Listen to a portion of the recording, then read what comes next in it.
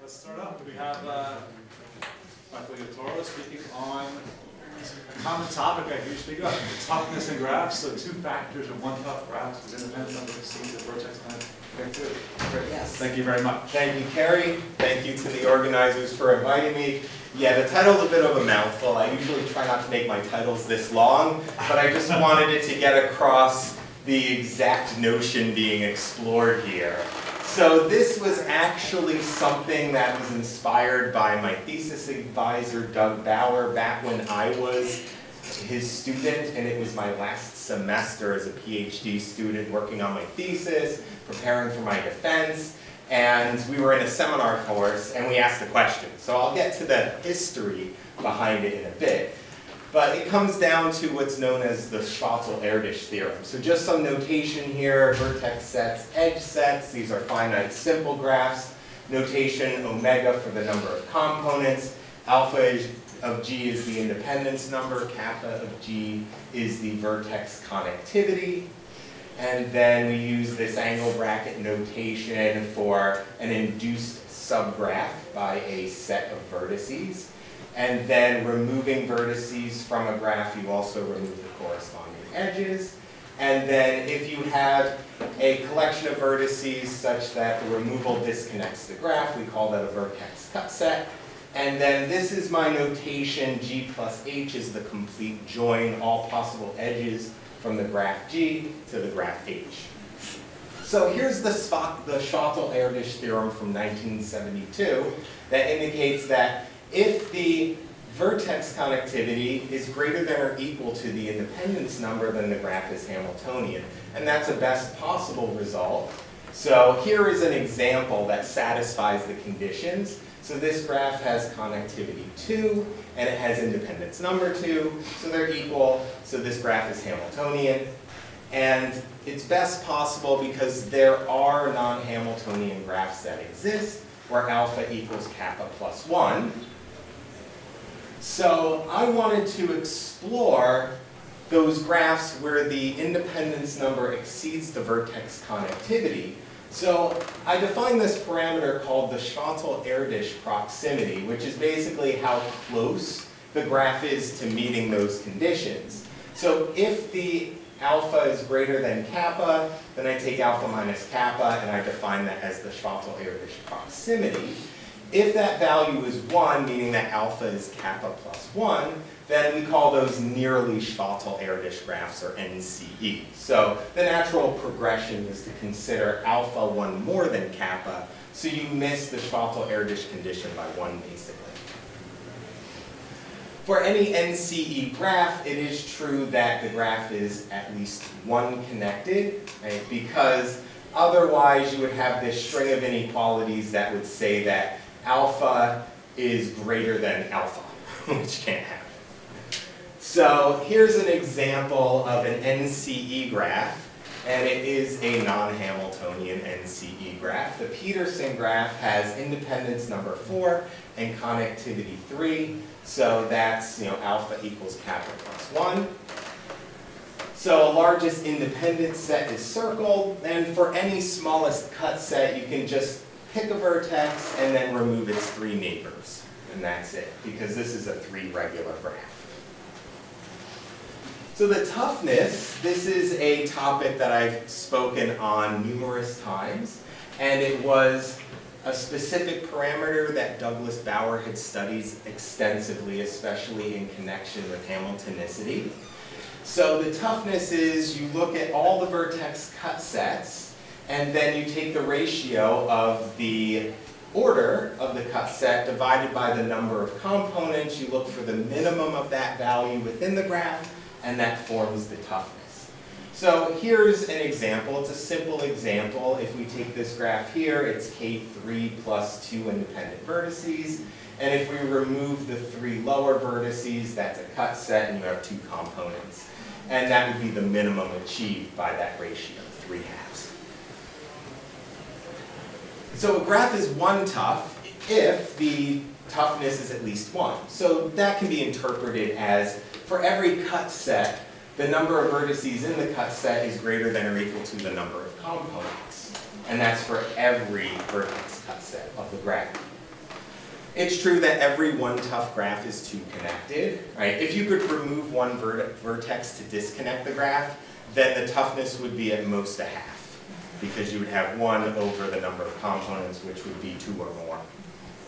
Okay, so there are these two connected. Every Hamiltonian graph is one tough, but not every one tough graph is Hamiltonian. So it's not an if and only if statement. And then this led to what's known as the toughness conjecture, which it's still open as to is there a lower bound on toughness that implies Hamiltonicity. There was a too tough conjecture at one point, but famously Doug Bauer was part of a team that disproved that by finding graphs that asymptotically approach toughness from below of 9 over 4, and they were non-Hamiltonian graphs. Okay, so the Peterson graph is one tough, and it's non-Hamiltonian. Here's an example of one tough non-Hamiltonian. So introducing one tough into this question of, well, if you miss the Schwarzschild-Erdős condition, in this case by 1, what happens? So if alpha is less than or equal to kappa plus 1, and kappa is at least 3, back in 1979, Bagalke and Young, they proved that G is Hamiltonian unless it's the Peterson graph. Now, I was not aware of this result until just May of this past year. So that comes into the history behind the evolution of the result I'm talking about today. So naturally, if one can't determine a Hamiltonian proof directly, we look to see, does the graph have a two-factor at least? And then if you can prove the existence of a two-factor, then that allows for the possibility that the graph is Hamiltonian, because a Hamiltonian cycle is a two-factor. So again, a two-factor, one way of defining it is it's a collection of disjoint cycles that covers all the vertices of G, or it's you have a two regular subgraph. So the Peterson graph does have a two-factor. There's this inner cycle and outer cycle that cover all the vertices, even though it's not Hamiltonian. So with the knowledge that the Peterson graph does have a two-factor, you can modify Bagalke and Young's result to say that, well, if the graph is NCE, alpha equals kappa plus 1, connectivity at least 3, then the graph has a two-factor, because that one exception to Hamiltonicity was the Peterson graph, and the Peterson graph has a two-factor. So here's the timeline, so the history behind my study of this Schwarzschild-Erdős proximity. So as I mentioned, in 2011, Douglas Bauer posed this conjecture without any knowledge of the Bagalke and Young result from 1949, that if alpha equals kappa plus 1, and G is not the Peterson graph, then G is Hamiltonian. So we discussed this in a seminar, and then it fell by the wayside. I graduated, I went off to Penn State, where I'm currently at, and moved on to other projects and my teaching and service and whatnot. So I was fortunate enough to be granted a sabbatical in the fall of 2023, and I decided to revisit this question while I was mentoring a high school student in mathematics research. Very bright, advanced high school student. But I thought this would be a nice entry point into graph theory for him. So I showed him how you can use multivariable calculus, because he was actually taking, as a high school student, multivariable calculus online at Stanford at the time I was mentoring him. So I demonstrated how you could use multivariable calculus to prove the maximum number of edges within an NCE graph. So then I thought about an approach to prove that every one tough NCE graph has a two-factor, because I wanted to prove that it was Hamiltonian, except for the Peterson graph. Well, in November 2023, I proved every one tough NCE graph has a two-factor, except for a few exceptional graphs on 7 vertices with connectivity 2. Now notice the Bagalke and Young result said connectivity at least 3. The only counterexamples to two factors I found had connectivity 2, so that was consistent. I submitted a manuscript of these results, and well, while it was under review, I found out that the Bogalke and Young result existed. I was like, oh, okay. I reached out to the editor, said, I've now recognized that this has already been done, and in particular for the stronger result of Hamiltonian, they said, oh, we'll just let it go through the review process, see what the referees say. One referee caught it, and I was going to pull it anyway. So then I just figured, what's the natural progression? Well, let me now look at when alpha is kappa plus 2.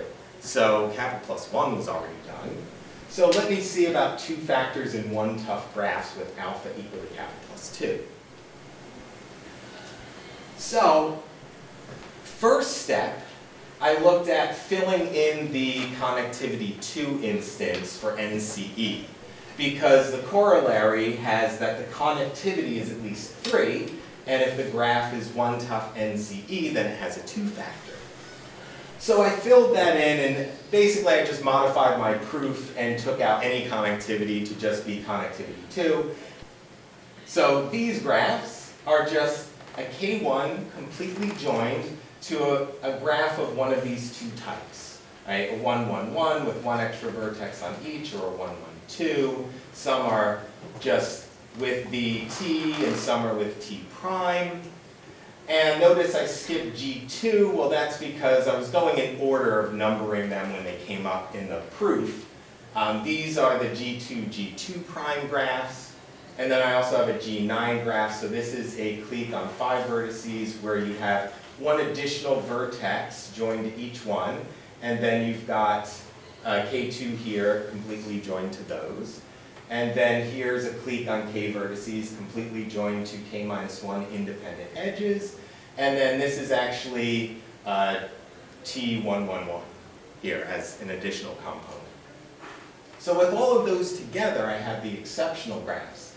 Those are all graphs that are 1 tough with alpha equal to kappa plus 2, and they don't have a 2 factor.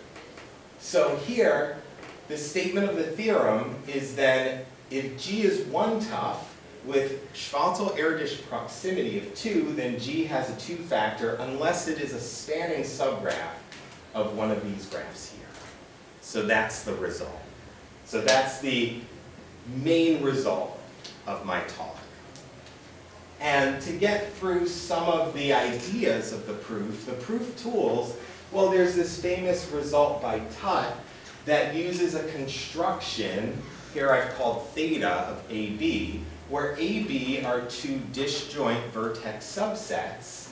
Then we let odd of AB be the number of components, H, where if you remove A union B from the graph and you have these components, you look at the vertices in B, and for that one component, you look at how many edges extend to H, that one component.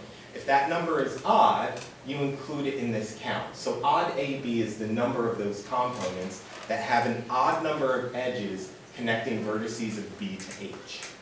And here, when we define this quantity, we get a number, and that number can be tied in directly to whether or not the graph has a 2 factor. So I want, yeah. Actually, the K4 is also joined to the non-matching part of that? It's joined to everything, yeah, everything to the right of it, it's completely joined to. Yes, yes, thank you. So here, in this particular instance, if I took the K4 as A and I took these bottom 6 independent vertices as B, their removal would leave these 4 components. So if I count up all the values accordingly, A has 4 vertices, B has 6 vertices.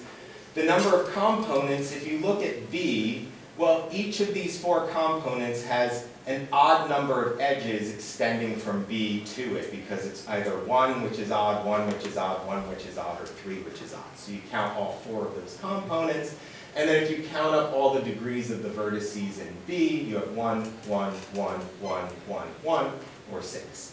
That number is -2. The fact that that's a -2 means that this graph does not have a 2 factor. And that's because of this result of Tutt. A graph G right, does not contain a two-factor if and only if this theta value is less than or equal to 2 for some disjoint pair of sets.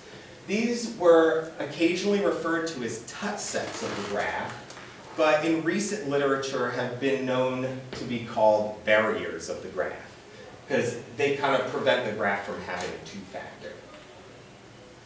So here, like I said, they're called a barrier, that pair, if your theta value is less than or equal to -2, so that means that the graph does not contain a two-factor.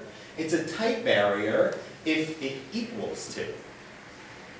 So it turns out barriers are always going to have an even theta value, and the number of vertices in B exceeds the number of vertices in A. Okay? Again, I wanted to show this is a barrier. It's a tight barrier, this AB pair. And then lemma 8. This was the primary tool. So Doug introduced this to me, and one of his longtime collaborators, Ed Schmeichel, the two of them put together this structure that basically looked at all these properties can be achieved by just modifying the graph. If it possesses a barrier, you can either add in complete vertices, you can take out some necessary vertices, you can modify the graph, add edges in such a way that all of these properties are true. The graph is still one-tough, it still doesn't have a two-factor, but you have some better control over the underlying structure of the graph relative to the barrier. So here, a lemma that I created as a tool for proving the main result was that if G is one-tough, if you have alpha equal to kappa plus 2, G has no two-factor, then any barrier of G is a tight barrier. So in other words, you can't have it at -4 or -6, it has to be -2. The proof was going through the lines of assuming that it's one-tough, the alpha equals kappa plus 2, you have connectivity at least 2 because it's one-tough, and then the independence number is k plus 2. Assume you have a barrier that's not tight, AB, the theta value is less than or equal to 4, then add in some new complete vertex. Well, that new complete vertex increases the connectivity by 1, but it doesn't affect the independence number. So by adding in that one complete vertex external from the original graph, you now have connectivity at least 3, it's NCE, and it's one-tough, so it has to have a two-factor by the corollary, to Begalte and Young's result. But you can demonstrate that that additional vertex, if you include it in A to make A prime and then B prime is the same as the B, you get a barrier, and thus that graph G prime both has a two-factor and doesn't have a two-factor. So it's a contradiction. So it has to be a tight barrier. So here, these are just additional lemmas to prove the overall result. If G is one-tough with alpha equal to kappa plus 2, let G prime be the corresponding graph formed in lemma 8. So I went through the steps of lemma 8 and I saw how the graph G prime evolved from the original graph G, and I looked at what things could and could not be done.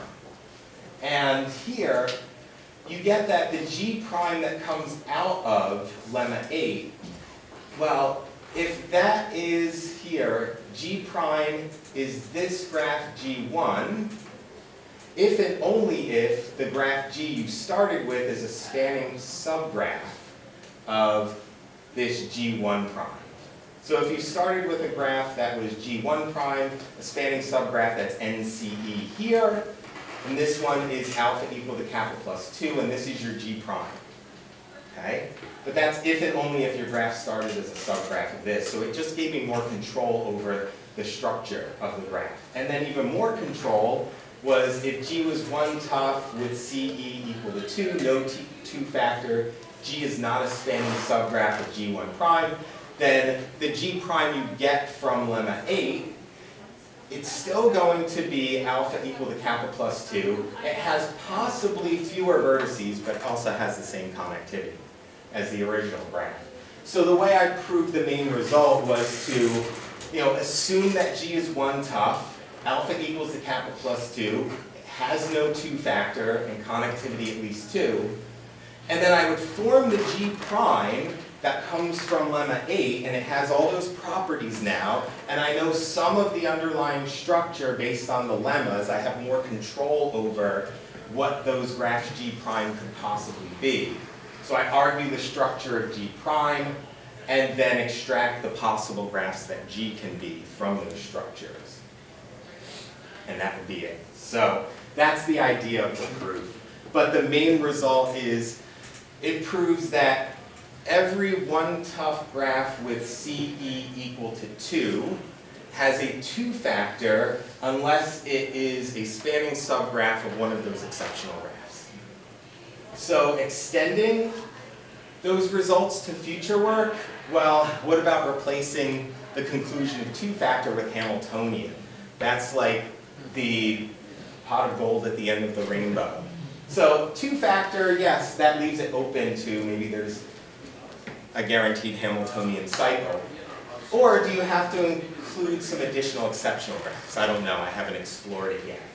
And another parameter I really enjoyed studying is the binding number. It was integral to my thesis, so I really like the binding number if you're not familiar with it. It's another parameter that you can study in connection to cycle structure. In particular, the binding number, at least 3/2, does imply Hamiltonicity. So when I say analogous results, I'm thinking of binding numbers between like 1 and less than 3/2. So that is my talk. Thank you.